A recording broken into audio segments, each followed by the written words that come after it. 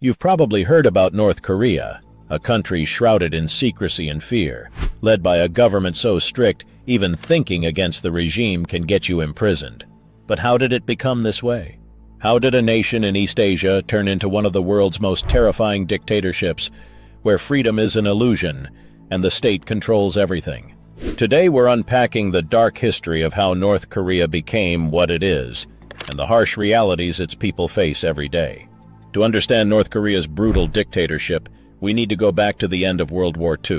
In 1945, Korea, which had been under Japanese rule for decades, was finally liberated. But like most things in history, freedom didn't come easy. The country was immediately divided into two zones: the North, under Soviet influence, and the South, backed by the United States. This division wasn't supposed to be permanent, but with the Cold War heating up, the North and South were quickly locked in opposing ideologies. The North became communist, while the South leaned towards democracy. In the North, a man named Kim Il-sung, who had spent years fighting the Japanese, rose to power with Soviet support. Kim Il-sung was no ordinary leader. He had grand ambitions. He saw himself not just as the leader of North Korea, but as the leader of all Korea, and he would stop at nothing to achieve that. The Korean War and Kim Il-sung's rise to power between 1950 and 1953. In 1950, Kim Il-sung made his move. He launched an invasion of South Korea, sparking the Korean War. What he didn't anticipate, though, was how the world would respond. The United Nations, led by the United States, stepped in to defend South Korea, while China supported the North. The war dragged on for 3 years, leaving millions dead and the peninsula in ruins. The war ended in a stalemate, with the border between North and South remaining in almost the same place it started. But while the war may have ended, it gave Kim Il-sung exactly what he needed: a way to cement his power. He framed the conflict as a victory, portraying himself as the savior of the North from the imperialist South. And with that narrative, he tightened his grip on power. Under Kim Il-sung's rule, North Korea transformed into a one-man dictatorship, with every aspect of life controlled by the state. From the economy to the media, everything was designed to maintain Kim's authority. But it didn't stop there. The Kim Dynasty from 1950s to present. One of the defining features of North Korea's dictatorship is the cult of personality surrounding its leaders. Kim Il-sung wasn't just a political leader. He was treated like a god. His face appeared on every building, every poster, every piece of propaganda. Children were taught from an early age that Kim was their savior, the reason for their very existence. The cult of personality didn't end with Kim Il-sung. When he died in 1994, his son Kim Jong-il took over, and the narrative continued. Now, under the current leader, Kim Jong-un, the third generation of the Kim Dynasty, the cult is stronger than ever. The Kim family has used this cult of personality to create an iron grip on North Korean society. Dissent is not an option. The people are bombarded with propaganda, glorifying the leader and vilifying the outside world.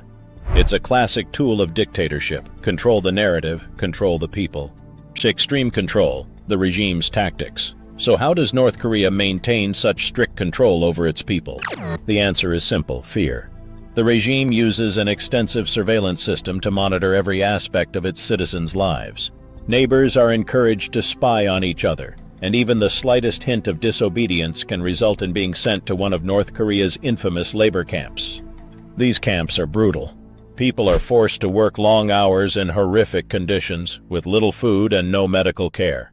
Torture and executions are common. In fact, it's estimated that between 80,000 to 120,000 people are currently imprisoned in these camps. And the worst part, these camps don't just punish individuals, they punish entire families. If one person commits a crime against the regime, their parents, children, and even grandchildren can be imprisoned as well. This system of fear keeps the population in line. No one dares speak out because they know the consequences are severe. Isolation. The outside world is the enemy. Another key element of North Korea's dictatorship is its isolation. The regime has worked hard to cut the country off from the rest of the world. Very few people are allowed to leave, and very few foreigners are allowed in. The internet is heavily restricted, and most North Koreans have no access to information beyond what the government wants them to see. This isolation is crucial for maintaining the regime's control. By keeping its people in the dark about the outside world, the government can continue to push the narrative that North Korea is the greatest country on earth and that everyone else is the enemy. It's a classic tactic of totalitarian regimes. If the people don't know what they're missing, they won't demand change. Economic struggles and the famine of the 1990s, but isolation comes at a cost. North Korea's economy is in shambles. The country relies heavily on international aid to survive, and even then, much of that aid is siphoned off by the regime, leaving ordinary North Koreans to suffer. One of the darkest periods in North Korean history came in the 1990s, when a devastating famine swept through the country. Millions of people died from starvation, and the government did little to help. Instead, it doubled down on its propaganda, blaming the famine on the outside world and continuing to divert resources to the military. To this day, many North Koreans live in poverty, struggling to get by on meager rations. Yet, the regime continues to funnel money into its weapons programs, developing nuclear weapons and maintaining one of the largest standing armies in the world. Human rights violations. When it comes to human rights, North Korea is one of the worst offenders on the planet. Freedom of speech? Doesn't exist. Freedom of religion? Forbidden. What about political opposition? Out of the question. North Koreans have no say in how they're governed, and any attempt to challenge the regime is met with swift and brutal punishment. One of the most shocking aspects of life in North Korea is the government's control over information. The state runs all media outlets, and the only news allowed to be reported is that which glorifies the regime. Outside media, such as movies or books from other countries, is strictly banned. Those caught with foreign materials face severe consequences, including execution. What happens when you attempt to escape? Despite the risks, some North Koreans do try to escape. The regime has created a border so tightly controlled, crossing it is nearly impossible. Many escapees have to go through China, which has its own set of challenges. If they are caught, they are sent back to North Korea, where they face certain imprisonment or even death. Escapees who do make it out tell harrowing stories of life inside the country. They speak of starvation, fear, and a complete lack of freedom. But even for those who escape, the trauma of living under such a regime is hard to shake. So what's next for North Korea? Can change ever come to such an oppressive regime? That's a tough question. While there have been moments of hope, such as peace talks between North and South Korea, the Kim regime remains firmly in control. But one thing is clear.